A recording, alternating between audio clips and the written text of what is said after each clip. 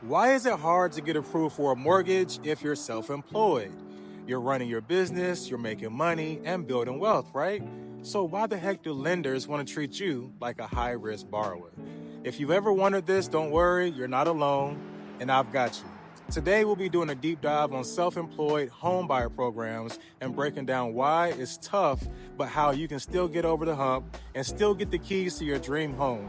Stick around because I'll be showing you how to navigate these tricky waters.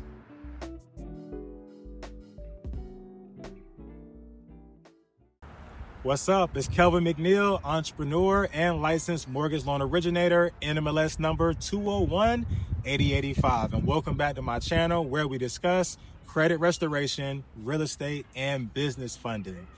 If you're self-employed and dreaming of home ownership, this video is just for you. I'll cover why getting a mortgage as a self-employed applicant can be difficult, what programs are available, and a 5-step plan to make it all happen. So let's start with the big question. Is it even possible? The short answer is yes, but it can be tricky because lenders often hesitate because your income can appear inconsistent or hard to verify. But that's why it's crucial to work with the right lender that understands self-employed borrowers. And let me tell you, it's absolutely worth it. So stay tuned and I'll show you how to make it happen. So why is it so difficult to get approved for a mortgage if you're self-employed? Well, lenders want predictable income. And when you're self-employed, your income might fluctuate a little bit, right? Or you could be writing off too many expenses for tax purposes, which ultimately lowers your taxable income, which is the income that we will be using to get you pre-approved. And here's a pro tip, right? If you currently still have a job, like you're a W-2 employee, I want you to consider buying that property first before you make that step and you quit your job, right? Because when you're in the process of getting pre-approved, it's going to be a lot easier to use that stable income from your W-2 before you go ahead and, jump the gun and take that leap of faith.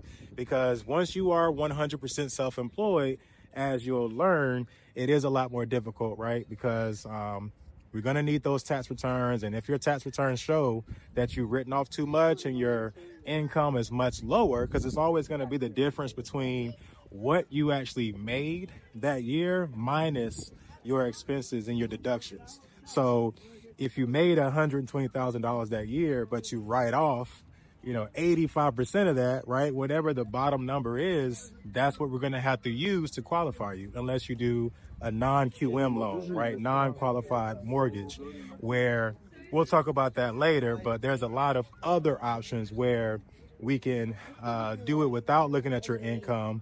But I'm going to make another video about that. So if you want to learn more about the non-QM and the bank statement loan programs, make sure you drop a comment below. And hey, real quick, there's something I wanted to add. When it comes to lending, the term self-employed borrower is loosely used because it's not as straightforward as you may think. Because technically, if you're anything other than a W-2 employee, you could be considered a self-employed borrower. So before I continue this video, I want to give you a quick list of income types that also fall under the same category. So if you're a contract worker who's paid on a 1099 instead of a W-2, guess what? Yes, you still fall under the self-employed label for lending purposes.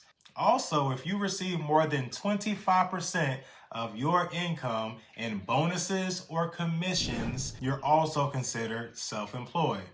And guess what? Even if the bulk of your income comes from dividends, interest, or rental properties, you're self-employed. And then of course, if you're a sole proprietor, own a small business, or if you're a partner with at least 25% ownership.